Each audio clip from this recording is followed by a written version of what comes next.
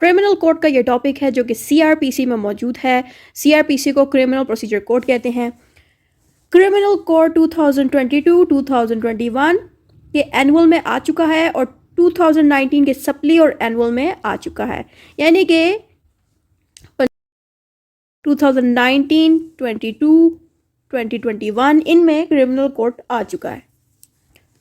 In Pakistan there are criminal courts dealing with criminal cases. Pakistan के अंदर criminal courts जो बनी हैं वो किस लिए बनाई गई हैं, ताकि क्रिमिनल केसेस को डील किया जा सके, क्रिमिनल केसेस को, ठीक है। In the code of criminal procedure, जिसको सीआरपीसी कहते हैं, जो कि 1898 का है। कोड ऑफ क्रिमिनल प्रोसीजर का जो पार्ट 2 है, chapter 2 section 6 to section 41 describes a complete detail of criminal codes.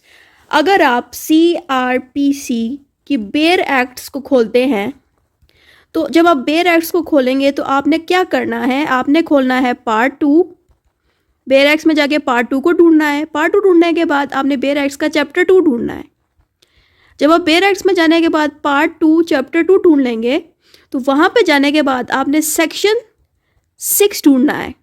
Section 6 से लेके सेक्शन 41 तक आपको सब कुछ क्रिमिनल कोड्स के बारे में बताया जाएगा। तो ये सारी चीज़ें आपको इंट्रोडक्शन में लिखनी है। रेलेवेंट प्रोविजन, ये वही रेलेवेंट प्रोविजन है जो मैं ऊपर एक्सप्लेन कर चुकी हूँ कि आपने सीआरपीसी की बेयर एक्ट्स को खोलना है, पार्ट 2 और चैप्टर 2 को ढूंढना है। जब आप पार्ट 2 और चैप्टर 2 को ढूंढ लेंगे, वहाँ पे जब आप सेक्शन 6 टू सेक्शन 41 तक जितना भी आप देखेंगे, सब कुछ जो है क्रिमिनल कोड के ऊपर ही लिखा होगा। तो वही चीज़ें आपने रेलेवेंट प्रोविजन में लिखनी है कि जो सेक्शन 6 टू सेक्शन 41 जो सीआरपीसी का है वो क्रिमिनल कोड्स के बारे में है।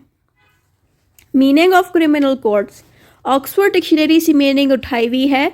इसमें लिखा है, a body establish by law for administration of justice by जजेस और मैजिस्ट्रेटर। जो क्रिमिनल कोर्ट है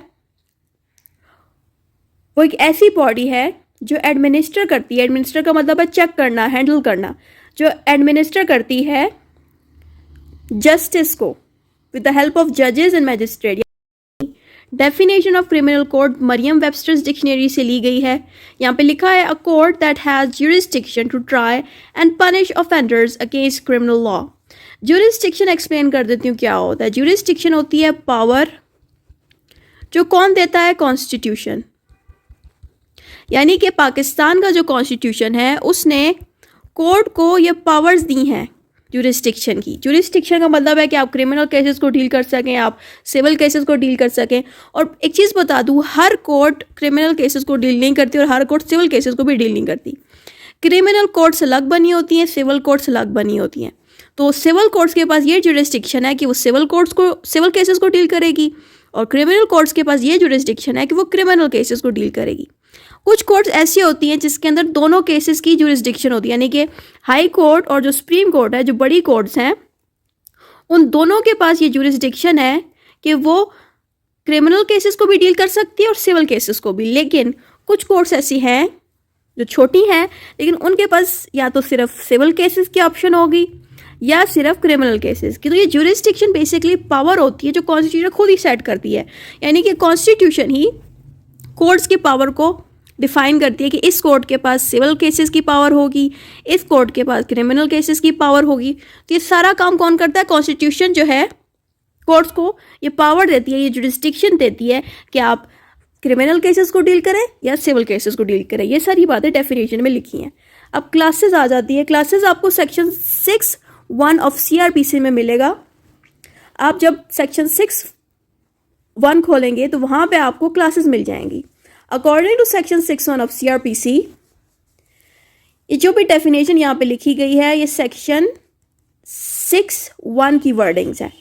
Besides the court and the courts constituted under the law other than this court for the time being in force, there shall be 2 classes of criminal courts in Pakistan, namely court of session, court of magistrate. अब यहाँ पे जितना कुछ भी ये लिखा है, यहाँ पे ये कह रहे हैं कि बाकी कोर्ट्स के अलावा इसके अंदर कोर्ट ऑफ सेशंस भी पाकिस्तान में बनाए जाएंगे, कोर्ट्स ऑफ मैजिस्ट्रेट भी बनाए जाएंगे। ये सारा था सेक्शन 6(1) के बारे में। अब सेक्शन 6(1) को इस पैराग्राफ में आगे मजीद एक्सप्लेन किया गया है। As mentioned in above, section 6(1) describes the following classes of criminal codes. ये चीज़ें जो है, ये जो क्लासेस निकली हैं कोड्स की, ये सेक्शन 6(1) में मौजूद थी। तो पहली क्लास कौन सी आएगी हमारे पास? हाई कोर्ट, फिर कोर्ट ऑफ सेशन, फिर कोर्ट ऑफ मैजिस्ट्रेट, ये जितने भी हैं आगे एक्सप्लेन होने लगे हैं। अब हाई कोर्ट आ जाती है। हाई कोर्ट की मीनिंग पे आने लगे हैं। High court means highest court of criminal appeal और रिवीजन फॉर अ प्रोविजन। अगर आपको ये वर्डिंग्स याद नहीं रखनी है, आप सिंपली लिख दें, इस तरह से भी आप लिख सकते हैं। बेसिकली जो हाई कोर्ट है वो हाईएस्ट कोर्ट है। इससे ऊपर वैसे सुप्रीम कोर्ट भी मौजूद है, बट फिलहाल हम बात हाई कोर्ट की करें। तो जो हाई कोर्ट है वो एक हाईएस्ट कोर्ट है जो कि क्रिमिनल केसेस को भी डील करती है। और हाई कोर्ट के पास ये पावर भी है कि ये डेथ सेंटेंसेस भी दे सकती है, लाइक लोगों को 25 ईयर्स की पनिशमेंट भी दे सकती है कि आप 25 ईयर्स तक जेल में रहेंगे, या फिर डेथ सेंटेंस भी दे सकती है। और डेथ सेंटेंस का मतलब है किसी को फांसी देना या कुछ किसी भी शक्ल में उसको डेथ की सज़ा देना। तो हर कोर्ट्स के पास ये पावर नहीं होती, किसी हाईएस्ट कोर्ट के पास ही ये पावर होती कि वो डेथ सेंटेंस दे सके। तो हाई कोर्ट एक पावरफुल क्रिमिनल कोर्ट होती है। ये चीज़ें यहाँ पे लिखी हैं और आप इसको अपनी वर्डिंग्स में भी मीनिंग को लिख सकते हैं। Creation of high court. High court की क्रिएशन हुई थी कॉन्स्टिट्यूशन ऑफ 1973 की वजह से। जैसे 1973 का कॉन्स्टिट्यूशन बन गया, उसके बाद हाई कोर्ट भी स्ट्रॉन्ग हो गया। It consist of chief justice और अदर जजेस। हाई कोर्ट के अंदर जो है एक चीफ जस्टिस होगा और उसके साथ जो है कुछ और जजेस भी काम करेंगे। जो एक्स्ट्रा जजेस होंगे उनको हम कहेंगे जस्टिस। ये जस्टिस जो है चीफ जस्टिस के साथ ही काम करेंगे हाई कोर्ट के अंदर। हाई कोर्ट के जो जजेस हैं उनकी अपॉइंटमेंट करता है प्रेसिडेंट। तब ही करता है जब पहले तो होगा ये कि जुडिशल कमीशन जजेस को सिलेक्ट कर लेगा, फिर वो जजेस जो हैं प्रेसिडेंट के पास जाएंगे कि आप भी इनको अप्रूवल दे दें। जैसे ही प्रेसिडेंट का अप्रूवल मिल जाएगा, फिर ये जो है हाई कोर्ट में जाके काम करना शुरू कर देंगे। Power of high court. High courts के अब यहाँ पे पावर एक्सप्लेन हो रही है। हाई कोर्ट के पास ये पावर है कि ये लोगों को 25 साल तक की इम्प्रिजमेंट कर सकता है, जेल में डाल सकता है। कि किसी इंसान को अगर सज़ा देनी है हाई कोर्ट को, तो वो 25 साल तक किसी इंसान को जेल में भिजवा सकता है। और हाई कोर्ट के पास ये पावर भी है कि वो न्यू ट्रायल यानी कि न्यू केस करने की भी इसके पास पावर है। और ये पावर जो है सेक्शन 374 ऑफ CRPC में भी मौजूद है। दूसरा सेक्शन आ गया। दूसरा सेक्शन है सेक्शन 491। सेक्शन 49 जो है ये कहता है कि हाई कोर्ट के पास हेबियस कॉर्पस को इशू करने की भी पावर है कि ये हेबियस कॉर्पस की रिट को भी इशू कर सकता है। हेबियस कॉर्पस की रिट मैं अगले किसी वीडियो में एक्सप्लेन करूंगी। ये पूरा रिट्स का टॉपिक है, इसमें और भी बहुत सारी रिट्स हैं।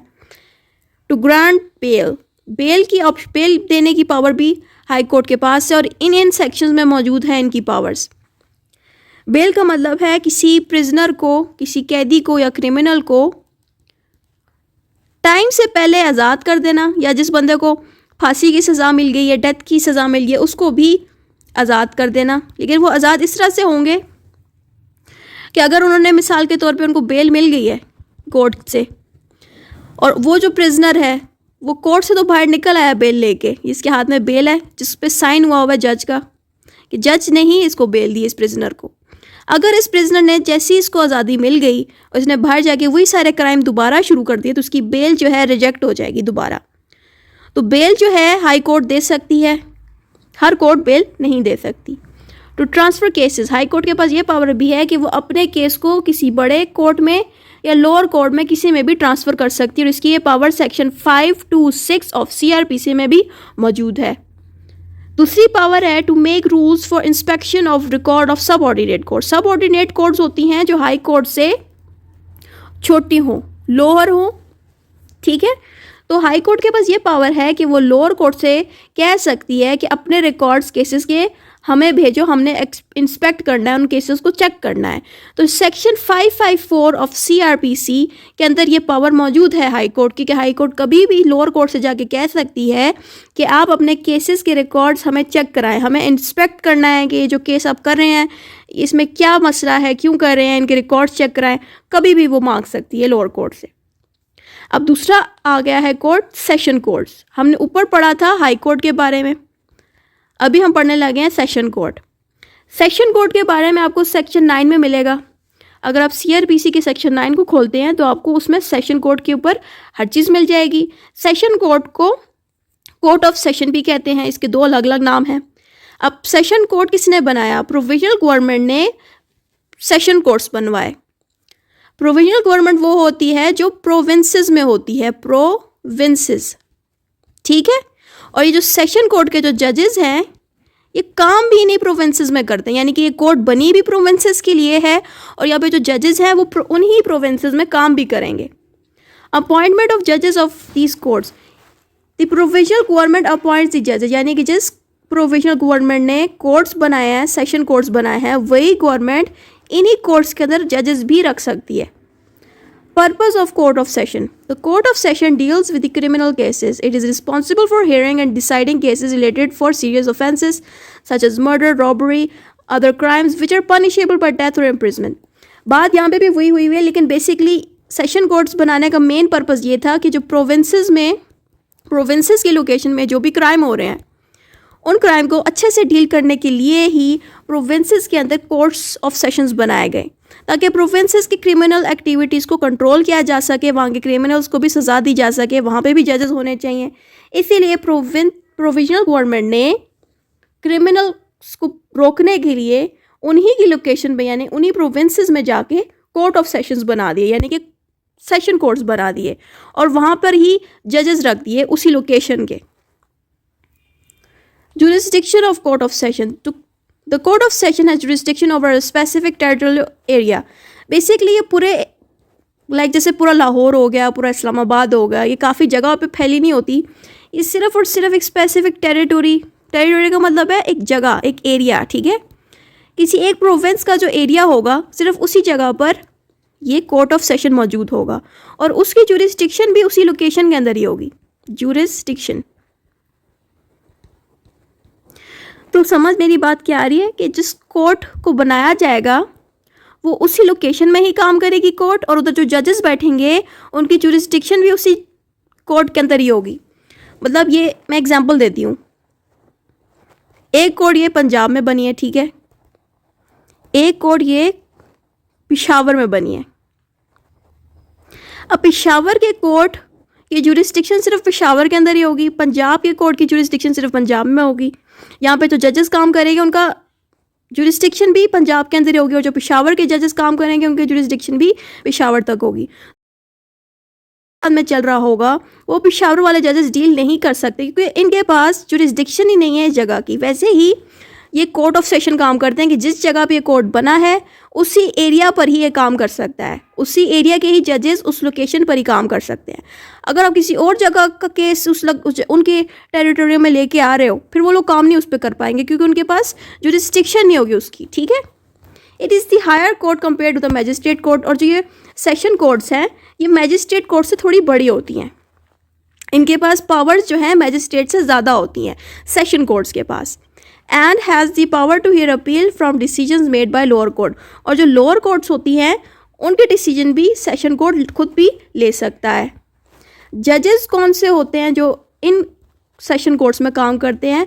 वो ये जजेस होते हैं। इन जजेस को कहते हैं सेशन जज, एडिशनल सेशन जज, असिस्टेंट सेशन जज। अब ये कौन होते हैं इनकी तफसील और डिटेल नीचे लिखी है।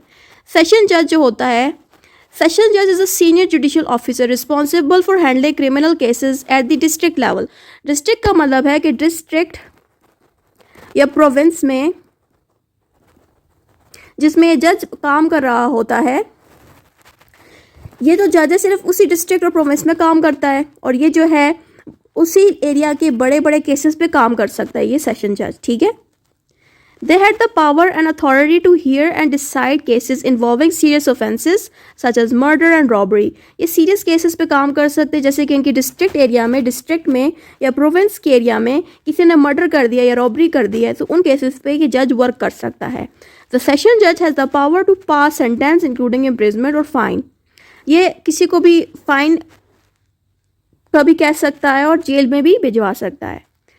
एडिशनल सेशन जज, एडिशनल सेशन जज जो है ऑलमोस्ट इसकी पावर और जो ऊपर वाला सेशन जज है दोनों की पावर सेम ही होती हैं। एडिशनल सेशन जज का होने का मकसद ये है कि ये जज जो है सेशन जज की हेल्प आउट कर सके, क्योंकि सेशन जज अकेला होता है और वो इतने ज़्यादा केसेस पे वर्क नहीं कर सकता, उसको किसी की हेल्प की ज़रूरत होती है। तो उसकी हेल्प करने के लिए एक एडिशनल सेशन जज, जिसको कहते हैं एक्स्ट्रा जज, एडिशनल का मतलब है एक्स्ट्रा जज, इसकी पावर्स भी उसी जितनी हैं, और ये बंदा जो है इस सेशन जज की हेल्प करने के लिए ही होता है। यानी कि जो सेशन जज है इसकी हेल्प करने के लिए एडिशनल सेशन जज रखवाया गया है। एन एडिशनल सेशन जज is appointed to assist the session जज in handling the cases. They have similar powers equal to the session judge and can handle criminal cases independently. Additional session judge are appointed to specific courts within a district. ये भी उसी session जज की तरह एक district के अंदर या एक प्रोविंस के अंदर ही काम कर सकते हैं, और इनकी पावर जो सेशन जज की पावर सेम ही होती है। ये इसलिए एडिशनल सेशन जज को रखा जाता है ताकि सेशन जज के ऊपर से बर्डन कम हो सके, क्योंकि बहुत ज़्यादा केसेस होते हैं और सेशन जज अकेला हैंडल नहीं कर सकता, इसलिए एक और जज के होने की ज़रूरत है, और इसकी पावर जो है सेम ही होगी। अब असिस्टेंट सेशन जज, एन असिस्टेंट सेशन जज is a junior judicial officer who assist the session जज एंड एडिशनल सेशन जज। यानी कि सेशन जज और एडिशनल सेशन जज को ये असिस्टेंट सेशन जज हेल्प आउट करता है, और इसकी पावर जो है इन दोनों से कम ही होती है, क्योंकि ये बहुत छोटा होता है, नया नया आया होता है इस फील्ड में, और ये इन दोनों के अंडर ही काम करता है ताकि इनको सीनियर जजेस को हेल्प आउट कर सके। They have limited powers compared to the other two judges and they handle less serious cases. Assistant session judge gain experience and then promote to higher position. Simple wordings में लिखा है तो explain नहीं करूँगी। Powers of court of sessions. अब court of session यानी कि जो सेशन कोर्ट्स हैं इनकी क्या पावर्स हैं उसके बारे में यहाँ लिखा है। इन सेशन कोर्ट्स के पास ये पावर है कि ये ट्रायल पावर्स को कर सकती हैं। ट्रायल पावर्स का मतलब है कभी भी कोई केस को सुन सकती हैं, केस को हियर करना।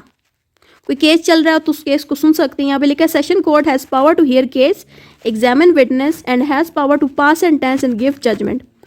यानी कि ये जो भी केस चल रहा है उस केस को सुन सकती है, हियर कर सकती है। उसके अलावा जो विटनेस आए हुए हैं उस केस के अंदर विटनेस को चेक कर सकती है कि विटनेस सच्चे हैं कि झूठे हैं। उसके अलावा इन कोर्ट्स के पास ये पावर भी होती है कि ये जो है इन पे किसी किस्म का फ़ाइन भी लगा सकती है क्रिमिनल्स पे, साथ में उनको जेल में भी डाल सकती है। ये पावर इसमें लिखी है। दूसरी पावर है सेंटेंसिंग पावर। सेंटेंसिंग पावर का मतलब है किसी को जेल में भिजवाना या किसी को फ़ाइन देना या किसी शक्ल में भी पनिशमेंट देना। पनिशमेंट को कहते हैं पेनल्टी। तो इन कोर्ट्स के पास ये पावर है कि ये किसी को जेल में भी डाल सकती है, फ़ाइन भी देने को कह सकती है, या किसी भी शक्ल में उन प्रिजनर्स को पनिश करवा सकती है। साथ में ये वारंट ऑफ अरेस्ट भी इशू कर सकती है। मिसाल के तौर पे इनके डिस्ट्रिक्ट में या फिर इनके प्रोविंस में किसी बंदे ने कोई गलत हरकत की है, कोई क्रिमिनल एक्टिविटी कर दी है, कोई चोरी की है या मर्डर, कुछ भी गलत कर दिया है, ठीक है, तो ये वाली कोर्ट्स ऑफ सेशन जो है एक वारंट ऑफ अरेस्ट पास करेंगी और कहेंगी इस बंदे को उठा के कोर्ट में लेके आओ, किसने क्रिमिनल एक्टिविटी क्यों की। तो इनके पास ये पावर है कि कभी भी किसी भी वक्त किसी भी क्रिमिनल पर वारंट ऑफ अरेस्ट लगा के उसको कोर्ट ला सकती है। Appeal and revision, decision made by the court of session can be appeal to higher court. जो भी डिसीजन कोर्ट ऑफ सेशन देगी उनके डिसीजन को उनसे बड़ी कोर्ट सुन सकती है। और साथ में सेशन कोर्ट्स के पास ये पावर भी है कि ये अपने ही डिसीजन को रिव्यू कर सकती है with the help of revision. Revision एक ऐसा मेथड है जिसके थ्रू अपने ही केस की जजमेंट को चेक किया जा सकता है दोबारा। मिसाल के तौर पे सेशन कोर्ट ने किसी केस पे जजमेंट दिया या डिसीजन दिया है और वो डिसीजन मिसाल के तौर पे सही ना हो, तो ये सेशन कोर्ट रिवीजन की मेथड के साथ अपने ही डिसीजन को दोबारा चेक कर सकती है। एक तो ये मेथड के थ्रू चेक होता है। अगर इन्होंने चेक नहीं करना तो इनसे जो ऊपर वाली कोर्ट है, जो हायर कोर्ट है, वो भी इनके डिसीजन को चेक कर सकती है। तो ये यहाँ पे ये बात लिखी है। पावर ऑफ हबीस कॉर्पस, ये फिर यहाँ पे रिट आ गई है दोबारा। इनके पास रिट देने की ऑप्शन भी है, यानी कि ये हबीस कॉर्पस की रिट भी ऑर्डर कर सकते हैं with the help of section 411A। Hubby corpus writ आपको नेक्स्ट वीडियो में एक्सप्लेन करेंगे। कोर्ट ऑफ मैजिस्ट्रेट और मैजिस्ट्रेट कोर्ट, इसको हम मैजिस्ट्रेट भी कोर्ट कह सकते हैं या कोर्ट ऑफ मैजिस्ट्रेट भी कह सकते हैं। इन कोर्ट्स के अंदर तकरीबन इस तरह के मैजिस्ट्रेट बैठे होंगे। अभी हम इन्हीं मैजिस्ट्रेट को आगे पढ़ने लगे हैं। पहला है first class magistrate. First class magistrate जो होता है वो ज़्यादा पावरफुल होता है compare to the other magistrate, यानी कि ये वाला जो मैजिस्ट्रेट है फर्स्ट क्लास का वो सेकंड क्लास से और थर्ड क्लास से ज़्यादा पावरफुल होता है, क्योंकि ये वाला मैजिस्ट्रेट ज़्यादा बड़े केसेस को हैंडल कर सकता है, जिसमें सीरियस क्रिमिनल ऑफेंसेस भी हो सकते हैं, जैसे कि मर्डर केसेस भी डील कर सकता है या किसी भी किस्म के सीरियस केसेस को ये हैंडल कर सकते हैं। इनकी पावर्स क्या हैं? इनकी पावर्स ये हैं to pass sentence of imprisonment, ये 3 साल की इम्प्रिजमेंट की सज़ा सुना सकते हैं, इनके पास ये पावर है। लेकिन 3 साल से ज़्यादा की इम्प्रिजमेंट, यानी कि किसी भी कैदी को या किसी भी क्रिमिनल को ये 3 साल से ज़्यादा की जेल नहीं दे सकते। इनकी पावर सिर्फ इतनी है। और ये जो फाइन करते हैं, ये फाइन सिर्फ 45,000 का ही कर सकते हैं। जिस पर्सन ने कोई क्राइम किया हो या कोई गलत हरकत की हो तो उस पर जब फाइन ऐड करते हैं तो इनका फाइन 45,000 तक ही होता है, इससे ज़्यादा नहीं वो चार्ज कर सकते। इनके पास पावर ही सिर्फ इतनी है कि सिर्फ 45,000 तक ही चार्ज कर सकते हैं। उसके अलावा इनके पास ये पावर भी है कि किसी भी बंदे को वेपिंग की सज़ा भी दे सकते हैं। वेपिंग का मतलब है किसी बंदे को मारना किसी बेल्ट के साथ या किसी रस्सी के साथ मारने को कहते हैं वेपिंग। तो इन मैजिस्ट्रेट जो फर्स्ट क्लास के हैं इनके पास वेपिंग की पावर है।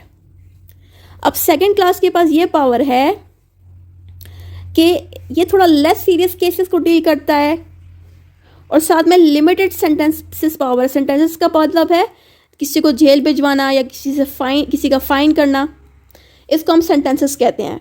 तो इन मैजिस्ट्रेट के पास, जिसको सेकंड क्लास कहते हैं, इसकी पावर फर्स्ट क्लास से थोड़ी कम होती है। अब इनके पावर्स देख लेते हैं। सेंटेंसेस किस तरह से सुनाते हैं? इम्प्रिजमेंट की सेंटेंस इनकी इस तरह से होती है कि ये मैक्सिमम 1 साल की ही जेल दे सकता है। 1 साल से ज़्यादा की सज़ा सेकंड क्लास का मैजिस्ट्रेट नहीं सुना सकता। और साथ में 15,000 से ज़्यादा का फ़ाइन ये मैजिस्ट्रेट किसी पे भी नहीं लगा सकता, क्योंकि इनकी पावर्स इतनी है। थर्ड क्लास का जो मैजिस्ट्रेट है इसकी पावर फर्स्ट क्लास और सेकंड क्लास दोनों से कम होती है और ये बहुत ही छोटे केसेस को डील करता है। इसकी पावर्स देख लेते हैं। ये किसी भी बंदे को सिर्फ 1 महीने की ही जेल दे सकता है और ये किसी भी बंदे से सिर्फ 3,000 का ही फ़ाइन उस पर लगा सकता है, इसे ज़्यादा का नहीं लगा सकता फ़ाइन। अदर मैजिस्ट्रेट में पहला वाला है स्पेशल जज judicial magistrate. Special judicial magistrate वो होते हैं जो स्पेशल केसेस को डील करते हैं। ऐसे केसेस जिनमें स्पेशल तवज्जो की ज़रूरत है। कोई ऐसे केस हैं जो आम तौर पर नॉर्मल केस नहीं होते। ऐसी सिचुएशन में इन जजेस को रखा जाता है जो केसेस बहुत ही स्पेशल किस्म के होते हैं, जिनको हैंडल भी स्पेशल मैजिस्ट्रेट ही कर सकता है। स्पेशल मैजिस्ट्रेट हैंडल्स खास types of cases. Special magistrate have special powers and duties for special cases. फिर आता है bench of magistrate. Bench of magistrate में होता यह है कि सारे मैजिस्ट्रेट इकट्ठे काम कर रहे होते हैं। इसके अंदर फर्स्ट क्लास, सेकंड क्लास और थर्ड क्लास मिल के काम करते हैं, क्योंकि कुछ केस ऐसे होते हैं, मिसाल के तौर पे ये केस है और इस केस के अंदर first class, second class, third class तीनों क्लासेस के मैजिस्ट्रेट काम करते हैं ताकि इस केस को वाइंड अप कर दिया जाए, या फिर वो केस काफ़ी डिफ़िकल्ट होता है और उसको कोई एक जज या मैजिस्ट्रेट हैंडल नहीं कर सक रहा होता। ऐसी सिचुएशन में हमें बेंच ऑफ मैजिस्ट्रेट रखना पड़ता है, जिसमें ज़्यादा मैजिस्ट्रेट इकट्ठे एक ही केस पे काम करते हैं। 2 वजह होती है, या तो केस मुश्किल होता है या फिर केस को जल्दी वाइंड अप करना पड़ता है, इसलिए सारे मैजिस्ट्रेट मिलकर काम करते हैं। जिसमें सारे मैजिस्ट्रेट मिलकर काम करते हैं उसको कहते हैं बेंच ऑफ मैजिस्ट्रेट, जिसमें एक मैजिस्ट्रेट नहीं होता बल्कि बहुत सारे मैजिस्ट्रेट मिलकर एक ही केस पे काम करते हैं। ये सारी बातें यहाँ लिखी हैं। Court constituted under the law other than this court. यहाँ पे जो कोर्ट्स आएंगी अब वो वाली कोर्ट्स हैं जो कि CRPC में इंक्लूड नहीं होंगी। वो कोर्ट है justice of piece, juvenile court and special courts. Justice of piece exam में भी आ चुका है, वो भी लेटेस्ट वाले, और पूछा गया स्टूडेंट से कि जस्टिस ऑफ पीस क्या होता है। अब justice of peace means a judicial officer appointed to maintain peace in the society. इसकी पावर जितने भी ऊपर कोर्ट्स मौजूद थे, मैजिस्ट्रेट कोर्ट्स हो गए या हाई कोर्ट हो गया या सेशन कोर्ट हो गया, जितने भी कोर्ट्स हैं उन सब से इसकी पावर बहुत ही ज़्यादा कम है। Power and duties of justice of piece. इसकी पावर्स ये हैं कि अरेस्ट वारंट किसी पे भी लगा सकता है, किसी भी बंदे पे कैसा, किसी भी बंदे को कोर्ट में आने को कह सकता है, उसको अरेस्ट करवा सकता है। मैरिज सेरेमोनीज पे भी साइन कर सकता है। मिसाल के तौर पे किसी की शादी करानी है तो ये जज जो है उनकी शादी भी करा सकता है by signing their document of marriage. Minor dispute, minor का मतलब है छोटे, मामूली से, स्मॉल। डिस्प्यूट्स का मतलब है लड़ाई, यानी कि ये जो जस्टिस है या जज है ये छोटे से केसेस को ही हैंडल करता है, बड़े बड़े केसेस को हैंडल नहीं करता। इक्वल पावर विद पुलिस, और इसकी पावर पुलिस के SHO जितनी होती है, पुलिस के SHO जितनी। कॉलिंग पुलिस ऑन ड्यूटी, जो भी पुलिस वाला ड्यूटी पे होगा और काम कर रहा होगा, ये कभी भी उस पुलिस वाले को कोर्ट बुलवा सकता है उसे चेकिंग करने के लिए। Preventing the escape of prisoner, इस जस्टिस ऑफ पीस के पास ये पावर भी है कि किसी भी कैदी को भागने से रोक सकता है। अगर कोई ऐसा बंदा है जो माशरे में आके, सोसाइटी में आके पीस लोगों का डिस्टर्ब करेगा, तो ऐसे इंसान को जस्टिस ऑफ पीस भागने से रोक सकता है, प्रिवेंट कर सकता है। Preventing disturbance of peace, preventing का मतलब है रोकना, स्टॉपिंग समथिंग, ठीक है। तो justice of peace stops people from disturbing peace. कोई भी बंदा अगर पीस खराब कर रहा है, सोसाइटी का माहौल खराब कर रहा है, तो जस्टिस ऑफ पीस के पास ये पावर है कि उस बंदे को वो अरेस्ट भी करा सकता है और किसी किस्म का उस पर फाइन भी लगा सकता है, या किसी भी शक्ल में उसको ये जस्टिस ऑफ पीस रोकेगा। Verify any document, justice of piece जो है वेरीफाई करेगा डॉक्यूमेंट को, यानी कि उन डॉक्यूमेंट्स पे साइन करेगा ताकि वो वेरीफाई हो जाए। अटेस्ट एनी डॉक्यूमेंट, अटेस्ट का मतलब है किसी डॉक्यूमेंट पे स्टैंप लगाना, स्टैंप लगा के उसको वेरीफाई करना। तो जस्टिस ऑफ पीस के पास ये पावर है कि वो किसी भी डॉक्यूमेंट पर अटेस्टेशन कर सकता है। जुवेनाइल कोर्ट, जुवेनाइल कोर्ट्स वो हैं जो कि किड्स को, यानी कि बच्चों को और टीनेजर की एज के क्रिमिनल्स को डील करती है। ये वो क्रिमिनल्स होते हैं जो 18 ईयर्स या 18 ईयर्स से यंगर होते हैं, यानी कि बच्चे होते हैं। ये क्रिमिनल वो वाले हैं जो बच्चे हैं, किसी भी वजह से ये बच्चे क्राइम करने की कोशिश करते हैं या कर लेते हैं। तो ये कोर्ट्स खास तौर पे जुवेनाइल कोर्ट्स सिर्फ और सिर्फ बच्चों के केसेस को डील करती है। स्पेशल कोर्ट्स, स्पेशल कोर्ट्स जो है स्पेशल केसेस को डील करती हैं, ऐसे केसेस जो आम केसेस नहीं होते और अचानक हो जाते हैं, और ऐसी सिचुएशन में वो केसेस जो हैं सिर्फ और सिर्फ स्पेशल कोर्ट्स में जाएंगे। और जो ये स्पेशल कोर्ट है ये इसलिए बनाएगी क्योंकि ये सारे एक्ट्स जब पास हुए थे पाकिस्तान के अंदर, उसी वजह से ये कोर्ट स्पेशल कोर्ट बनाएगी। इसमें ड्रग एक्ट 1976 ऐड हो गया है, इसमें सुपरविजन ऑफ टेररिज्म, और जितने भी एक्ट्स यहाँ पे लिखे हैं इन एक्ट्स की बनने की वजह से ही स्पेशल कोर्ट बनानी पड़ गई। कंक्लूजन में यही लिखा गया है कि जो सेक्शन 6 है वो डिफरेंट क्रिमिनल कोर्ट्स को डील करती है, और आप जितना चाहें इस कंक्लूजन को लंबा कर सकते हैं। टॉपिक ख़त्म।